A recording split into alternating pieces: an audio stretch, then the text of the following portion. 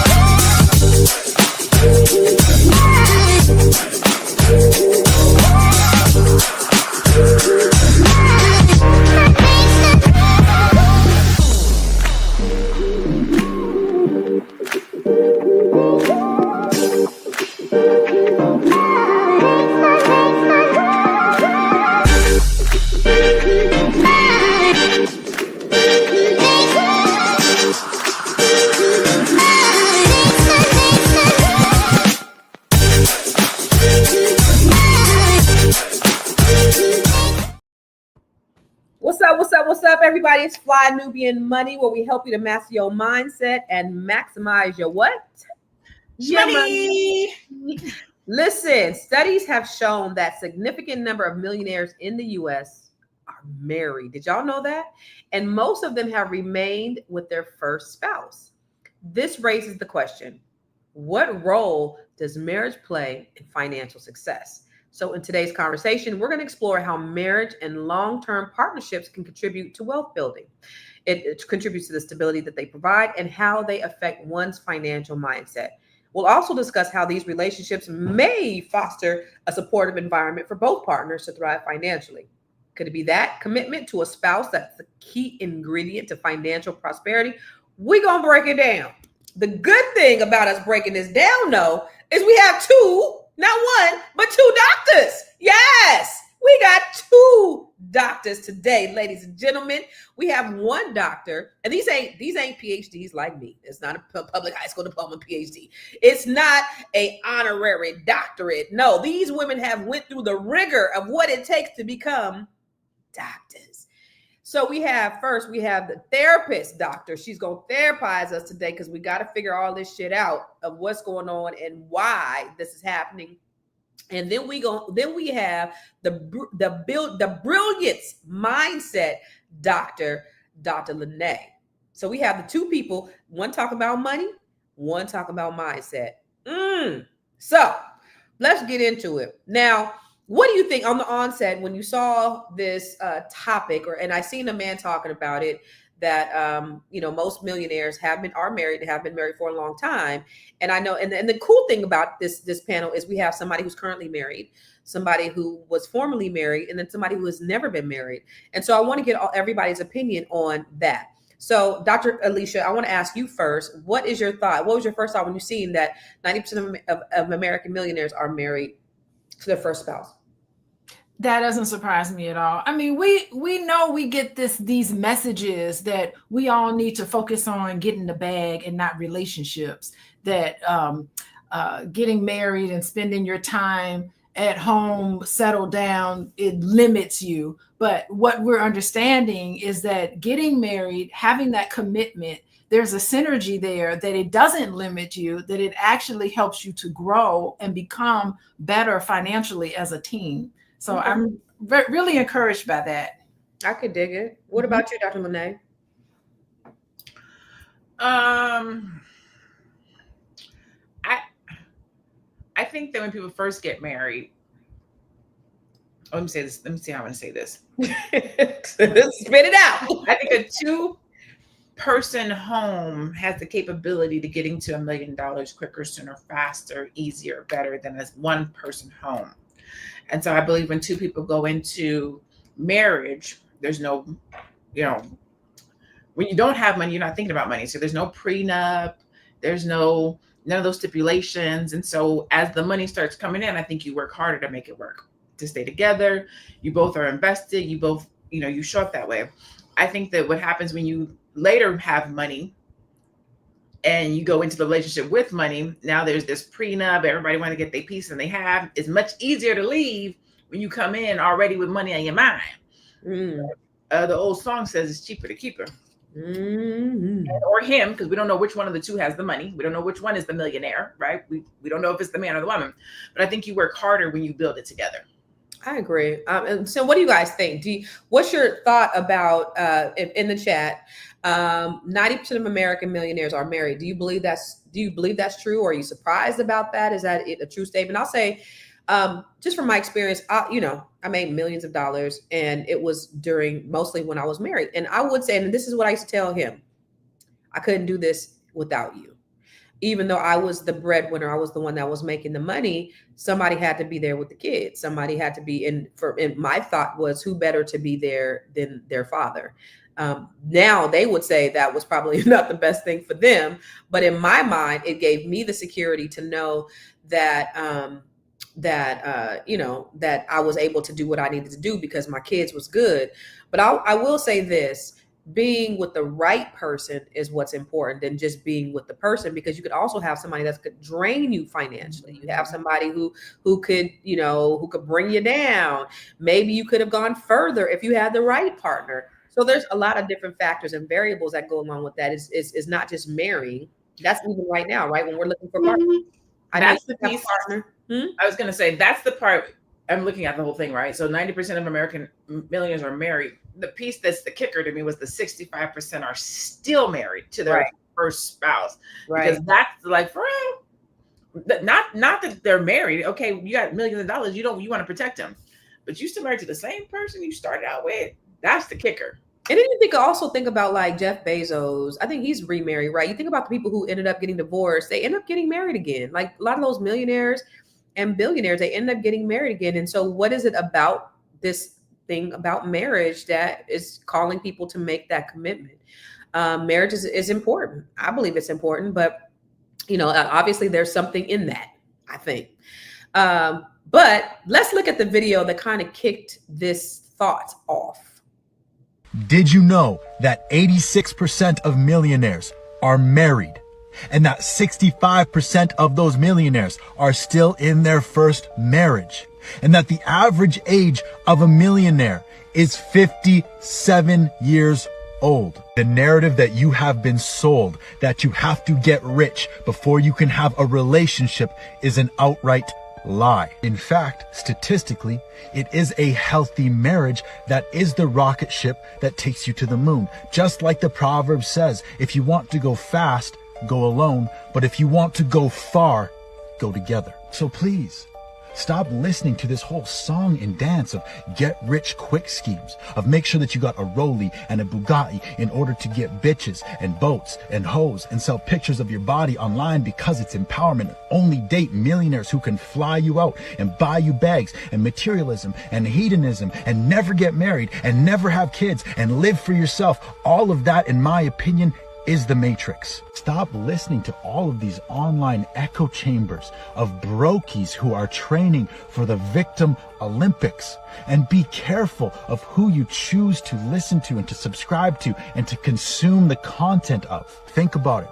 All of these people who are unsuccessful in their own relationships and their own lives, getting on mics to fuel one side or the other of the gender war, because they are actually arms dealers who are pandering to the public for personal profit. I hope you are hearing what I am saying, because it is not about needing to cross the finish line in order to be enough for a relationship. It is about learning how to run the race together, because life is a marathon. It is not a sprint, and there are two types of partners. Number one is selfish and nearsighted, addicted to instant gratification. They say, spend your money on me, live in the moment, I deserve, I want, I will take. And number two has vision. They say, no, babe, let's not go out and eat tonight. Let's cook dinner at home and buy a stock, because let's build something together. Choose wisely. Look, I ain't gonna lie. I got to get this bag up. So I might put my feet on OnlyFans just to get that bag before I get a man. I don't know. But anyway, what do you think when you saw that, Dr. Alicia? Do you think there was some truth to it, or is he just another pander to another perspective? No, he's talking about science, and science tells us that, yeah, if you are the type of person who's a go-getter in your business life and in your career, it takes dedication, it takes commitment in order to build a business, to become a millionaire. That same type of energy is what it takes when you select a partner. So it takes that sort of dedication and commitment that, it to me, is transferable in your work relationship as well as your interpersonal relationships. So it makes absolute great sense. And I think we are given some messages that you lose freedom when you settle down. Don't get married so you can protect your assets. Especially men get this message that marriage is a trap and women will drain your energy and money. But you don't understand, when you have to deal with conflict in a marriage, on the other side of that conflict is growth. So the fact that people have what it takes, the dedication and commitment to be to overcome challenges. Even all relationships have challenges. That's no secret. But your ability to overcome that makes you better. You're not making decisions by yourself. You have another person that you can bounce ideas off of. And we know that people tend to marry other people with similar IQ levels. So it's not like you're marrying somebody who is like not that intelligent. Usually people. Well, if you do before your prefrontal cortex is developed, you may. Well, I mean, even if you got people who are together in graduate school or in college, even if you start off small, it's the synergy of being together and having those long goals where you achieve those things together. It's better to go and achieve those aspirations, together than alone. Yeah, agreed. Mm-hmm. So what is it, Dr. Lene, do you think that these people are so dead set against marriage or promoting the idea that, that I can get more if I was single? What is it that people who feel? Yeah, where is this coming from? Is this a clickbait type thing, or are there people who really believe in this nonsense? And what are your thoughts about that this is being promoted out there? So I think it's two parts, right? You start talking about your prefrontal cortex. So I think there's a get rich or die trying. I can do it by myself under 40, under 45. Then there's the been there, done that. I don't want the drama and the trauma over 45. So I think there's two different versions of why I can do it by myself. I think the younger version could look at their parents, how their parents did it, maybe feel like they can do it on their own. They don't want the trauma. Some of the young men who are good young men feel like, I need to have a house. I need to be able to be a provider. I can't provide. If I can't provide for you, then I don't want to be with you. Not really understanding, well, we can build together. And then on the other side, you have women who are like, I can do it. I can do it by myself. So you have a woman who's saying, I can do it by myself. And you have a man saying, I want to wait until I'm in a position to do it for you. Neither one of them are on the same path, because one is trying to do it alone. And the other one wants to, you know what I'm saying? So there's this communication that's not happening. And then when you're older, like in our age range, it's more of, trying to protect what you've built, what you've earned. I'm 50 something years old. I'm 55 years old. I built this thing. I have kids. I don't know if I want to marry. Coming into something with somebody at 55, at 60, and you've built this thing. How do you split it? Where does it go? Whose kids get what? So then that's my map. Huh? That's your path. Yeah. So it depends. I think everybody's story is going to be different, and you really gonna have to communicate. I do want to know, and I'll pose this question after the break. But my question is: are people happily married? Number one, because money does a lot of things. But is it like our grandparents who stayed together because they had to, or because they had no choice? That whole idea of it being cheaper to keep her. And more less affluent people are getting divorced because perhaps they don't have the resources to make sure that they stay married. I don't know. Let's talk about that after the break. It's a good show right here. but I'm biased. If you are just tuning in, you are watching Flybian Money, where we help you master your mindset and maximize your money. My name is Tiara Williams. I'm also known as Miss Black Hollywood, and I'm the proud producer of this show because it is lit. If you want to receive notifications for when we go live Monday through Friday, 1 to 2 p.m. Eastern Standard Time. All you have to do is text the word Queens to 87948. That's Queens to 87948. That's QUEENS to 87948. Also, if you want to grow your money and not blow your money, all you have to do is go to flynubianmoney.com. There's all kinds of resources, there's courses, there's free giveaways. There's just no reason to be broke in 2025. All you have to do is go to flynubianmoney.com. Obviously, you don't want to be entertained here. You want to know enough to grow. Wait, I need to put that on a shirt. You got to know to grow. Got to know to grow. So know and grow with flynubianmoney.com. So I want one of you guys to take on this. So what do you think? Do you think that people are staying married because because it's easier to stay married when you have money, and it's like the grandparents who stayed together forever because they couldn't leave because maybe the loss was too great if they did? Easier is the question, is the word. I'm like, I don't necessarily know if it's easier. I think and I guess I'm doing a play on words because I would say convenient, right? I think that some people really are in it to win it. They built it together. They want to be together. Other folks, I do think that, he may be out doing what he do. And she's like, listen, there ain't nothing else out there. I got the money. Let me live my life. And they say they're married, but he lives his life and she lives her life. Yeah. I think that's real. People do that. Hell, they do that and they don't got millions of dollars. How about that? Right. But then I think you have people who really are, in it. I think it's both. I think it's both, but I don't know which one I think is more though. Now that's a question. What do you think, Dr. Alicia? Which one is more? Marriage today is way different from our grandparents' marriage. And what we know from science is that although there are fewer people married now percentage-wise than there was back when our grandparents were married, what we know is that the marriages now, people are way more happier and more satisfied in marriages now than they were back in our grandparents, because back in our grandparents' days, you couldn't even get divorced. Yeah. You were not able to. It wasn't until the 1980s that divorce rates shot up. And why was that?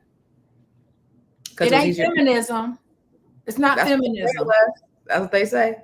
That's what they say, but you can't blame your divorce on feminism. What happened is that in the 80s, they incorporated the law that says you can have a no-fault divorce. That's what happened in the 80s. It started in California by Ronald Reagan, and then it quickly dispersed all over the country. And since then, since the 80s, that's why divorce rates shot up, because you can have a no contest divorce. You could just say irreconcilable differences. That's what you can put down. When before, you weren't able to do that. People were all in your business about what was happening. And so that's not the case anymore. And that's why divorce rates shot up. So what we're looking at right now, there's so much known, so many couples therapists, and so much is known now about what is happy, healthy relationships. And it is mutual respect and mutual partnership. That is what creates a happy marriage. And so there may be fewer people married, but the marriages that you have now overall is way more satisfying and way more collaborative than our grandparents' marriage. Those are facts. Okay. Yeah. So to your point, it says 60 to 70% of married people say they are satisfied or very satisfied in their marriage, according to surveys like those from Pew Research and the General Social Survey. And about 17 to 20% of married couples report being in a low quality or unhappy marriage based on studies from the National Marriage Project and other relationship researchers. Roughly 10 to 15% say they are ambivalent. not particularly happy, but not miserable either. They're just kind of existing. And so that begs the question, would you rather be ambivalent or would you rather be happy? And some people are okay with just being content or ambivalent. And some people, really want to be happy. But we talked last week, and you guys, I think somebody said like the whole idea of, the butterflies and the in love and the happiness, it really doesn't exist because now you're just working together. Well, it does exist, but that's at the beginning stage. I don't know. Me and my husband, I've known my husband 30 some odd years. I think we've been dating for a while and been married a couple of years. I still get butterflies in my stomach. Aww, I love it. And I think he does too. But the ambivalence is normal. The ambivalence is normal. I think people really need to be realistic about long-term relationships. It is so normal at the beginning of the stage to be so excited to see each other because you don't even know that person very well. You just know what you're throwing up against them about your idealistic. But then when you're in the conflict stage of your relationship, which all relationships go through conflict stage, let's be realistic. Once you on the other side of that, that's when you really get to know that person. When you really get to love them for who they are, flaws and all. Beyonce told us, flaws and all. She wrote that song for a reason. She was probably on the other side of conflict stage. And, there's songs that can guide us through this whole thing. But on the other side of that, that's where the comfort level gets in. I know you. And I know what my husband is going to say and do before he says and does it. I know exactly what he's going to do because I know him very well. So that is just the normal part. So the ambivalence, that percentage of people who are in that ambivalence stage, all y'all just know that this is normal and you can get through it. And sometimes you get through it and decide to part ways, and that's okay. We're on our journey. We're on our journey to learn and to evolve. But sometimes you get through it and you decide to stay together. And, and that's okay too. But the toxic relationships where people are just awful toward each other and they're not kind and they're not considerate of each other. I mean, those are the relationships that need to be considered and examined further. So, okay, let me ask you this, Dr. Lene. Would you rather be ambivalent and rich or poor and happy? Are those the only options? Those are your only two options. If I had to choose between poor and in love or ambivalent and paid, I'm gonna be ambivalent and paid. If those are my only two options, because ambivalent doesn't mean sad. It just means you're not, content. I mean, particularly happy, but you're not particularly. What happens is I think people get stuck in ambivalent. Like you get there and feel like, oh, this is where we got to stay, and then nobody's doing the work. You stop dating. You stop doing the things that made you have butterflies. Yeah, like it's not that ambivalent isn't a part of the natural process. You're comfortable. You know this person. Like she said, you can finish that sentence. Like there's the mystery is gone, right? Mm-hmm. But that doesn't mean it has to stay there. Do something different. Take Spanish, create more mystery, pick up a book, ask questions you haven't asked. There's ways to keep things fresh, but people get stuck in and they just stay there. Yeah. So listen, it's easier to try to get happy when you're rich than try to get rich when you poor. Or be ambivalent and try to get happy than try to get rich when you're poor. It's a little bit easier to try. And I'm with you on that, sis. What do you think, Dr. Alicia? Would you rather be ambivalent and rich or poor and happy? Judy? Here's the thing. Even if you are poor and happy, even those people went through an ambivalent stage. I'm talking about. Okay, but that's the reality. Those are your options, though, baby. Those are your options. You have no choice. You have no choice. The ambivalence piece is going to present itself to you. So maybe, now that I'm thinking about it, maybe it is better to be rich and ambivalent because you're going to get through it. Right, you will get through that. You can pay for help. You can take a trip. You can go on dates. Right. Therapy. I love it all. Listen, all that. We're going to make this thing better, babe. Oh, Lord. So Judy, shout out to Judy, that's 7. She said, I like this. I'm glad she gave a historical perspective. The notion of romantic love actually began to spread during the Enlightenment era in the 18th century. Prior to that, marriage was more of a business or life contract, often to guard power and resources. Some may not be happy as it is defined today, but they are fine with being content, satisfied in the relationship. But there are other things that make them stay, like that good D. And we'll talk more about that when we come back from the commercial. I know you're busy. You got things to do, and you can't take us on the go with you every single day. Good news for you. We are now on Spotify. So if you can't watch us, now you can listen to us on Spotify.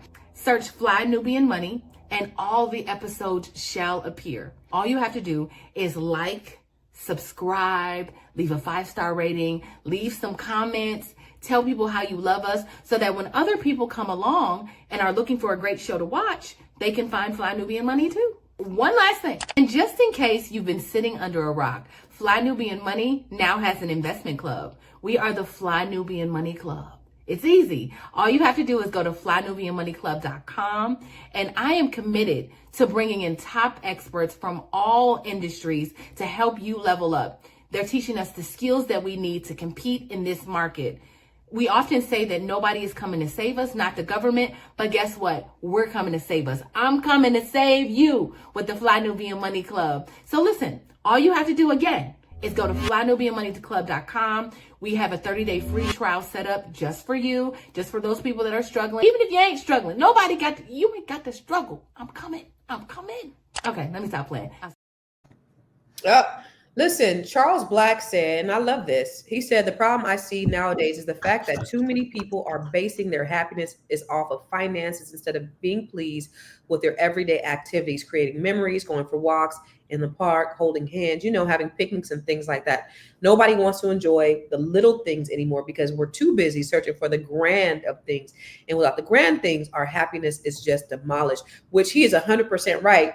And I think a lot of women just want the simplicity. You do have, a few drops in the bucket who have the loudest microphone, right? Who do want those things. Those are the ones that you're going to hear from. But I think a good majority, at least of the people that I know, want those simple things. We just want real love. Let's go to Anonymous. Shut up. Anonymous ain't shit. What do you Anyway, we're going to go to the next video. I can't stand Anonymous. He on here talking shit again. Well, why do you think every man that you ever see that become a powerful man on the rise, every one of them had a woman next to them? So you mean a man like Warren Buffett, Bill Gates, Jeff Bezos, John D. Rockefeller, Andrew Carnegie? You talking about men like that? Men like that. Okay, I just want to. The Jay-Z's of the world. Yeah. I just want to lay it out. You know what I'm saying? We're talking 99% of that field, which most men want to be in. All of them on the rise to get there had a great woman next to them. All of them. That's correct. You know what I'm saying? Now, when they got there, shit happens. But on the rise to get there, they had a loyal woman there. And when they got there, say they did get a divorce. You didn't see them in the tabloids or in the news. Goddamn, y'all online bashing this woman. She deserved every inch of what she got. And listen, it was he's right, because when they got there, you look at Jeff Bezos, is he with his wife anymore? You look at Warren Buffett, he got a wife, but he has a whole girlfriend that lives with him that he deals with. Like, you look at these people and look at how they're really living, and are they really? Is it true? But what are your thoughts, Dr. Lene, on that? Do you think that that's an important factor on the rise up, is having a good partner next to you? I do, actually. I know we hear the analogy or the old adage, I think is what they call it. You can go fast alone. You can go further with people together. I used to always like, well, but if I'm going faster, how are they going further, right? And then one day I was like, oh, we're all going the same speed, but there's 2 of them, or there's 3 of them, or there's 4 of them. So while I'm going faster because I'm by myself, it's just me, I'm going fast, but he's going fast, she's going fast, they're going fast, and so they're going further than me because they're together. When you look at it that way, it's like, man, you're doing all this work alone. You could have, like you, I'm going to take care of the business. You're going to take care of the family. If it's just you by yourself, you got to take care of the business and the family. So you're going fast, but you're tired. You're not getting as far. The work's not as good. So having two people, and that's just the business part. That's not even the mother-father dynamics of having holistic children who have the male energy and the feminine energy. Like that's a whole other thing. The family dynamics, the love and support that a woman gives to a man, the love and support that a man gives to a woman, the big ups. Like there's so much that happens when you have two people doing the work together. Yeah. I will tell you this. My son told me one day, Mom, this is bad. He said, imagine if you had somebody like you that you were married to, how much further could you be? And I'm like, but you know, he was there with y'all. They're like, yeah, but that was a waste of time. So, but you know, it all goes back to having the right person that you have with you and not having the wrong person, because the wrong person could bankrupt you. The wrong person could make some financial decisions that really set you back, or, you know, it could prohibit you from being able to go further than you would be able to go in alone, or with someone who was, you know, is equally as ambitious or whatever, or have the same values or goals as you. So that's important. But what are your thoughts about what this gentleman said about, you know, I mean, I guess it's the same thing, right? Just the values of having somebody with you, Dr. Alicia. Look at Shannon Sharp versus LeBron James. Look at Shannon Sharp versus Mickey Mouse. I mean, look at that. Like Mark Zuckerberg and his wife. I mean, look at all these people. It's like you have this co-architect in this empire that you're creating. It's the trust, it's the shared vision, it's the partnerships. You know, that is what's so important. And LeBron James is like, I would be nothing without Savannah. You know, I would be nothing without her. So that tells you that they pushed each other in their teamwork. You know, the love in business, they grow in tandem. And, you know, you make sacrifices today for legacy tomorrow. All of these things are major themes when you have power couples, you know, that come together and create such wonderful things for not only for them and their family. Lene, oh my gosh, thank you so much for bringing up the children. It is so great to have children, you know, that can see and witness the sacrifices their parents make in order to provide for everybody in the household. It's really good for them to have two parents there investing in their child's life in the same home. So I think that's really important.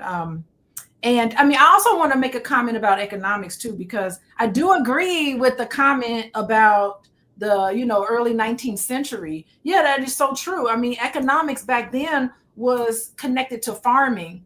So you had to have a wife with a whole bunch of kids, because somebody had to go out on the farm and till the land, or you would starve in the winter. So yeah, you had, if your wife passed away or somebody passed away, we're gonna have to go the next day and get somebody in there in that spot. And you starve. So yeah, it is economics.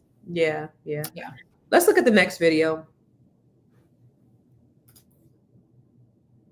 I feel like this. Most men are more successful that I see that's either married or in a relationship. Yes, facts. Cause you can't be giving not only your time, but you can't be giving your energy all over the place. That ain't good for you. Energy, resources. Yeah. When you dating multiple women, you never gonna get in the flow, because you low key trying to impress, you trying to do this, you spending unnecessarily money all the time. Or you in a relationship, listen, who I'm showing out for? I mean, of course I want to show out for my wife, right? But I ain't got to be extra. I could just be me. Anytime you're in a situation you could just be you, that's gonna be the most beneficial. I ain't saying that everybody got to be married or nothing like that, but when I do see somebody that I may, facts, you know, I'm looking for a mentor. If I see you married and you with your family, not necessarily perfect, I'm like, okay, maybe I could trust this person. You know what I mean? Facts. A little bit more. It's a reason why we never had a single president before, because people trust family-oriented people, period, especially family-oriented men. It's easier for me to trust you when I know you got a girl that you've been with for a long period of time. Y'all got kids, y'all got a family, y'all got a foundation y'all building. Yeah. It's easier for me to trust you than just knowing you out here on your fucking own. Yeah. You know what I'm saying? We never, as a country, we've never had a single president. We probably never will, because people don't really trust somebody that's out here that's single moving like that. Because you know, your life could be all over the goddamn place. Family brings stability. I don't know if you guys watched David Banner on Shannon Sharp the other day. Did y'all see it? See that? Y'all see it? Okay. I got a chance to watch at least an hour of it before I fell asleep. But one thing that he said was that, is that one of the, oh, y'all said it, y'all talked about it yesterday. One thing he said is that his mentor taught him not to do business with a man who cheats on his wife, because if it cheat on his wife, if the person who sleeps with him can't trust him, then how is his wife supposed to be able to trust him? And so that goes back to what they were saying, and they were talking about, the man who has all this, going on, how are they going to be successful? Well, let's talk about it. I want us to just name some successful men who are consummate bachelors. You have your Hugh Hefner. I know the first thing that came to my mind was who? Diddy. But who are some other ones that have been maintained a level of success? Of course, he got caught up, but I'm just saying who've been, your forever bachelors, but never, and were successful. Can you guys name any? Y'all can't name none? I'm kidding. You can say Michael B. Jordan. I mean, but he's young. Michael B. Jordan. Okay. Who else? A successful man that is a bachelor.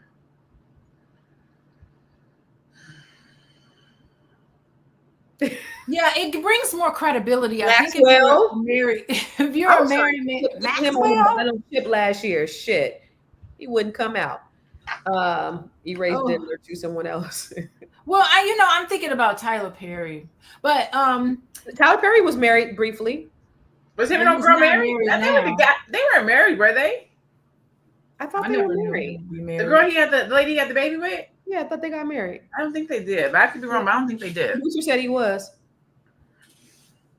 I don't know. So I can see. Yeah, Leonardo DiCaprio. Oh my gosh! So here, no, he ain't doing business deals with people like that. The thing is that married is benefits men. I mean, greatly. Married men, over 50% of married men, almost 60% of married men have a satisfying sex life, compared to 30% of single men, and I think it's 35% of cohabitating men. These are numbers. Y'all can check it. Y'all can check my numbers, but off the top of my head, that's what I remember. Wait a minute. So wait. So they out here bragging about getting all the coochie they want, and it ain't even good? It's not good. How could it be good? Everybody's so varied. You got that one person that know exactly what you like. Facing all of this tail, and it ain't even good. It ain't even good. And you're not working together for a common cause. So you definitely, just like the video said before, your attention is all over the place. Mm. When you get married, it's a sense of responsibility. That's why married men, immediately drive safer. That's why your car insurance decreases almost in half if you're married than if you're single, because you want to be careful, because you got people counting on you. It's that mutual accountability that you have to another person. You're not just thinking about yourself. You're thinking about the fact that I am a husband. I am somebody's wife, a mom. I have all of these responsibilities, and you rise to the occasion. Mm-hmm. Absolutely. Better health. Married men live 10 years longer than unmarried men. They have better health outcomes, faster recovery in hospitals after post-surgery, married men do than single men. All of this. Aaron, Pierre, that's Mufasa. He ain't gonna be single for long. And Michael Ealy, don't he got a white woman? Ain't he married? I thought he got divorced. Michael Ealy. Huh. And that's such BS. So unfair for single folks. Single people are out here having good sex too. At least single women are. Dr. Lene, what do you think about what the man said? I concur. I think that men who have that support. So here, what? What? Men get caught up in the men stuff, the masculinity, the provide, the protect, the go full throttle. What the woman does when she comes in with the man that's like that, is it helps you have balance. I think kind of like what Dr. Alicia was saying, it's the value part that a woman brings to a man, especially if you are single focused on money and getting to the top. There's something that happens when you are that type of a man and you walk into a room with a woman on your arm. There is something that happens when you know how to operate and communicate with a woman, because you take that talent and skill and you take it into these other rooms. Like a woman softens your edges. She, if you look at Steve Harvey always talks about what Lori did, and I'm not giving Lori praises at all in any kind of way, shape, fashion, or form, but she saw him. Remember when Steve used to wear those loud yellow and orange and pink and blue suits and what? She was like, nah, in order for us to go to the next level, we need to do this. And so she helped him to reshape his suits. And she's like, let's let this hair go. Let's do this. Like she elevated him. Like she saw the pieces of him and softened those edges to elevate. And that's what a woman does. A lot of times a man, especially single men, will say, I don't need a woman. I don't need a wife. I'm doing good by myself. I'm making money. I'm doing all the things. Yeah. But there's another level when a woman comes in and softens those edges and talks to you softly and dusts you off and help you go into these meetings. And hey, babe, did you prepare for that meeting? Do you want to run it by me? You know, there's just a way that you work together to elevate. And that's in one direction, the woman to the man, but it's vice versa. A woman who's powerful, who's out here in the streets, and by the streets, I mean the boardroom, and you're dealing with these men that are trying to attack you or come at you crazy. And you have to be in here. You can come home and talk to that man and like, hey, relax, calm down. This is how you speak to men. This is what they're looking for. This is how you operate so that you can do better. Like you're a team. You need each other. And so I agree. I think we are better together. So for both of you, I know Dr. Alicia, you were single. How long were you single before you got married? Before I got which time? Because I've been married twice. Because your first marriage was like right out of college, right? Yeah. Well, no, it was right out of graduate school. Okay. So in 2015 was when that was over. 2015. Okay. And so I got married. Yeah. So what, about 4 years? You're single for 4 years? For about 4 or 5 years. Yeah. 2021. Okay. 2015 to 2021, I was single. And I was single long before my divorce was finalized, because you have separation and all. Right. It's over long before it's over. Absolutely. Absolutely. So for you, and for you, Dr. Lene, did you ever feel pressured to marry for financial reasons? No. As big as I never felt, or to stay single to protect your assets. Neither. Mm-hmm. Can we talk about double A? So what about the other way around? I feel like a woman can do it without a man, especially if she has no kids. I think that is super damaging. I don't think it's a matter of what we can and can't do. I think it's a matter of what we should and shouldn't do. Can we do it by ourselves without kids? Absolutely we can. But why would you want to? Like, do you want to build this life and success with no man, no kids? Now you've made it. Now you're worth $1 million, and now you got to try to find a husband. Now you have issues with trust. Does he want to be with me just because I got money? When you could have built it together. And it's not just a her thing. I think it's a community thing where we don't understand building together. You don't have to have it all. As a woman, I don't have to have it all. As a man, you don't have to have it all. We have to build something so that we are both invested. Now, I know that those dynamics might change as you get older. I'm 45. I got my own little stuff. You 45. You got your own little stuff. You kind of come into the situation with some stuff built, right? But we only like halfway through the life. There's still some things that we can build together. So I think we have the dynamics of relationship wrong sometime, where we feel like we have to be 100% to come into this thing. 2 100s equals 200, but 250 still equal 800. You know what I'm saying? Maybe I'm 60, you 40. Maybe I'm 40 and you're 60. We can still come in and be whole. I feel like we've been sold, or we got the banana in the tailpipe, where it's this, you got to be independent woman, take care of yourself. You don't need nobody else. And then you get grown and you looking around for somebody else, but you don't live this independent life. You don't even know how to partner with somebody. Like, we need to start practicing partnership, building together, loving together, learning how to be in relationships so that we can get to millionaire status. That's my little 2 cents. Okay, so to tag on to that, would you marry someone who had potential, financial potential, but didn't have the financial discipline? How old am I? You're your age now. It would depend on where they are in their potential. Okay. If they are sitting on the couch, no written plan, I think I can, probably not. If they are potential with the plan, I'm knocking on the doors, I'm working it, I can see this thing popping off, yes, I would. Okay. All right, bet. All right, we're going to talk more when we come back from the commercial. Are you a Black business owner looking to expand your reach? Well, has Flybian Money got good news for you? We are building a Black business directory to connect you with customers who need your services. And here is the best part. It is absolutely free. Email us at info@realvirtual.net. Send us your business name. Tell us a little bit about what you do, what services you offer, your website address, and your contact information. That's it. Together, we are going to build and circulate the Black dollar. Get listed today and start connecting with people who are probably already looking for you. So Anonymous, I want to answer this. He said no dude wants to be married to a rich woman like that, though. That's why Stedman never married Oprah. And to the contrary, he asked Oprah to marry him. She said no. But before we even came on here, Dr. Alicia, you were talking about what Akilah. What's Akila's name? Kiki. Yeah, Kiki Palmer. She said on that podcast. Can you just break it down and explain?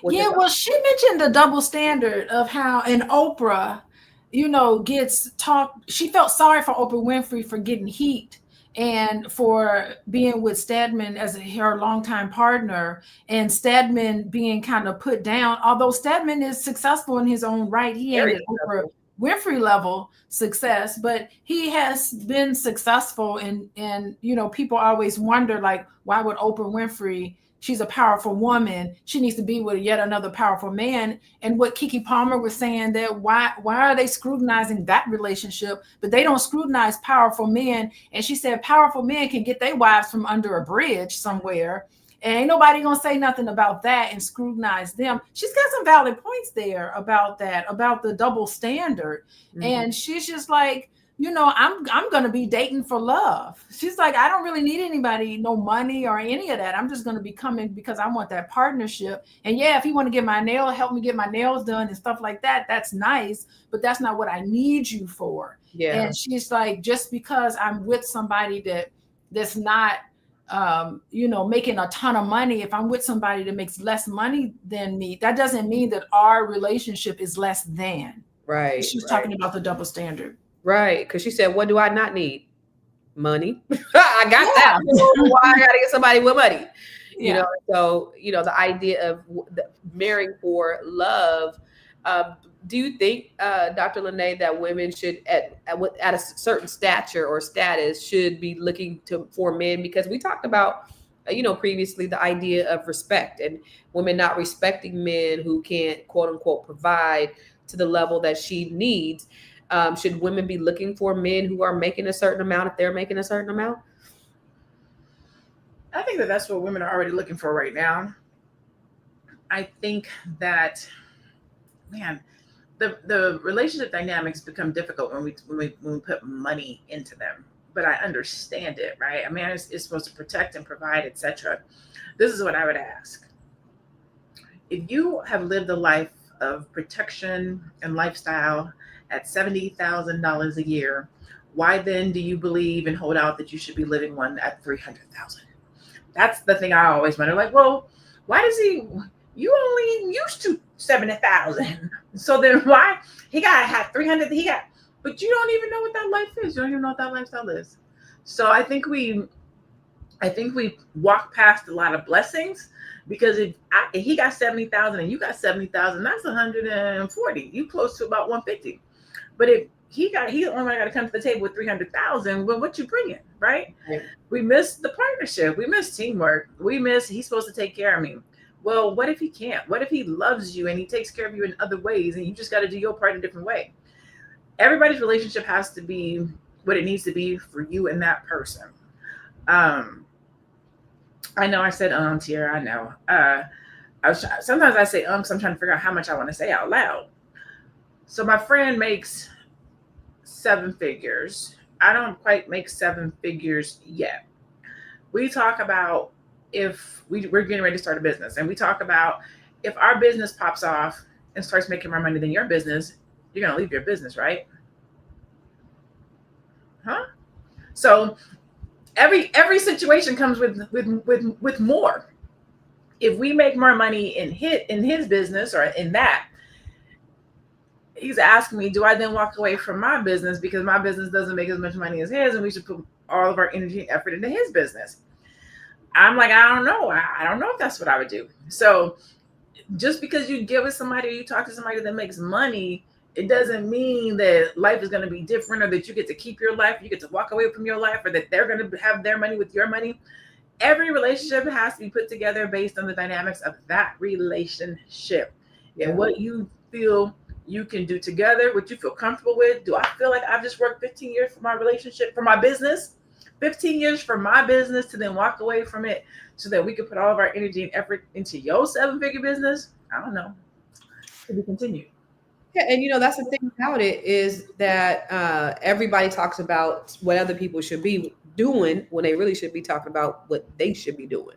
Like we put our opinions on what we think other people should be doing, and it's like, yeah, but everybody's lifestyle is different. What I may do, it's kind of like when I used to show houses, right?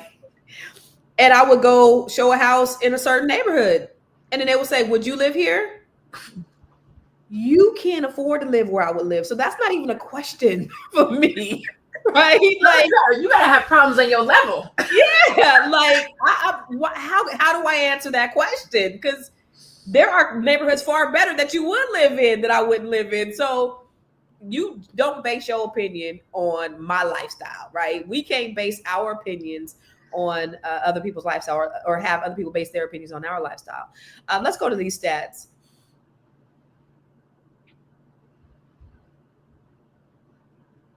So the National Marriage Project at the University of Virginia found that individuals in long-term marriages 10 plus years are more likely to accumulate wealth, with the average couple in such marriages having 3 to 5 times the net worth of their peers who've been divorced or are not married.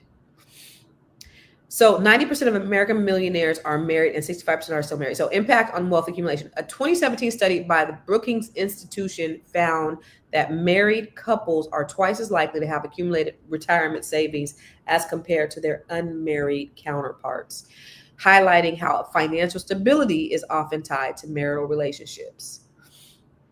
And according to the U.S. Census Bureau, married couples have a median net worth of $130,000, while unmarried individuals have a median net worth of $44,000. This shows a significant financial benefit to marriage when it comes to wealth accumulation. So, I mean, all roads lead to marriage equals wealth, or at least a better chance of obtaining wealth. I mean, that's just the bottom line. It's what did you say, Dr. Alicia, earlier? It's science. I mean, it just is what it is. And so the facts are the facts. There's nothing that you could do, or nothing that these podcasters could say, or these red and blue pill motherfuckers could say to distort the fact that marriage is beneficial, not just to, a man and a woman, but to your children, to your financial status, to your bottom line. Terry's Nori said, what did he say? If I was to meet a sister that bring in more than I do, there wouldn't be a problem with that. A woman is not required to need my money just for her to be with me. It just would not be an issue. Okay. I don't know. I want to comment to that, because research does show that men are statistically more likely to cheat on their wives when they make significantly less than their wives. So it's not about money itself. What we think it is, it's about identity, it's about power, it's about gender expectations. And what we're thinking is that maybe men are socialized to tie their masculinity to their role as a provider. And if they don't fulfill that expectation, they may feel emasculated. They feel like they're less than.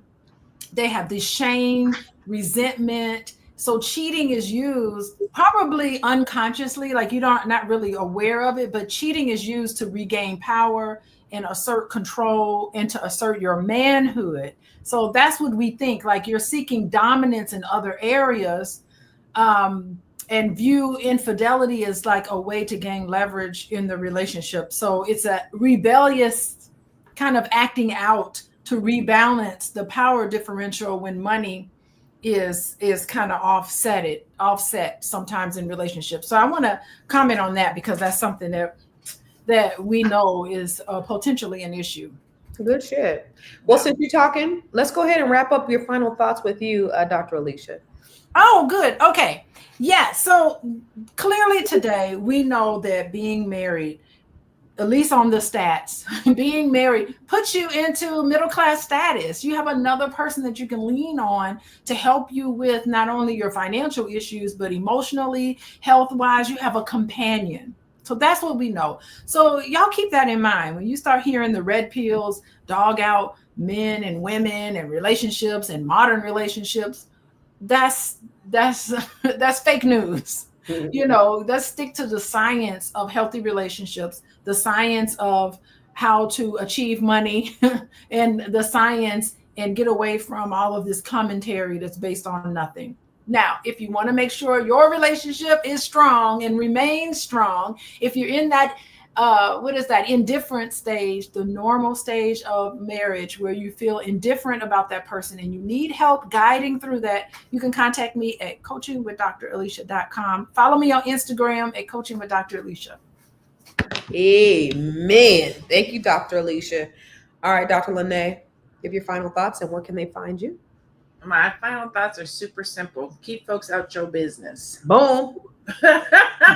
Do what works for you. Yeah. Because the reality is you don't know what you will or won't do until you find the one. There's a lot of things that we say we're not going to do and we're not prepared for, and you ain't, and whatever the case might be. Woo-wee, the one that sets your soul on fire, you don't know what you will do. You don't know what you won't do. You don't know what you'll stay for. You don't know when you'll leave. You may stay too long. You might leave too soon. You may circle back around. You just don't know. So at the end of the day, use your best judgment for what works for you. Stop looking at other people because you don't know what's going on in their house. We always talk about keeping up with the Joneses, but you do not live with the Joneses. So you don't know what goes in those rooms. So that's what I would say. Keep to yourself.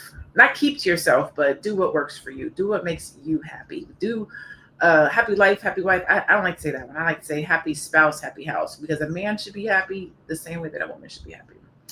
I am Dr. Nathan Vet. I am a strategist and I help Black service-based entrepreneurs who package and sell their expertise to brand their brilliance and monetize it so that they can make money. You can follow me at I am Dr. Nathan Vet. Good shit. Listen, she kept it all the way simple, but expounded upon that and pontificated and hypothecated and everything else. And here's the fact: keep people out your business. That's the bottom line.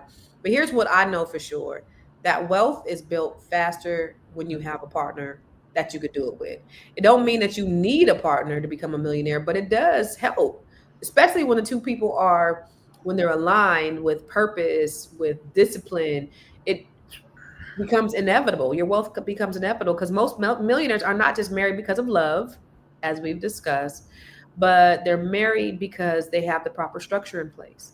They have the proper support, and hopefully they've sat down and they've been able to strategize and they have the proper strategy, because that's what you need. You need all of those things. Love is a extra added component, is the cherry on top, but don't get it twisted. Marriage without alignment can bankrupt not just your spirit, but your bank account. You need to have purpose. You need to have, all the things that come along with it, because a wedding is not going to make you wealthy. Being wise will. So that's all I got to say about that. Listen, this is Flybian Money, and we are here every single day. And here's what we know. We've explored the connection between marriage and financial success. It's clear for many that a committed long-term partnership can provide the stability and support needed to build wealth. But the key is aligning your values, setting mutual goals, and working together as a team whether in marriage or in business, relationships, or the cornerstones of success. And understanding how to navigate them can help set us up for generational prosperity. Now, listen, tonight is the night, y'all. We about to get off here, but I want to invite you guys. This is a quick reminder that our next Level Up Lounge is happening tonight at 7 Eastern, 4 Pacific. And you definitely do not want to miss this one. This is the $1 Million Networking Strategy. It's how to build relationships that open real doors, turning your circle into a source of income, growth, and opportunity. This is your chance to learn how to stop networking sideways and learn to start networking upward. All right. So this is with me and Miss Tiara. And I heard her and Dr. Lene's conversation was hella rich, hella juicy last time. So hopefully ours will be as equally as juicy as the one that they had. But listen, we are going to see you tomorrow, the same bat time, same bat channel. We're on Spotify. Also, make sure that you sign up for the Fly Nubian Club so that you can get all the training that you need to enhance and fortify your life. We will see you tomorrow. Peace.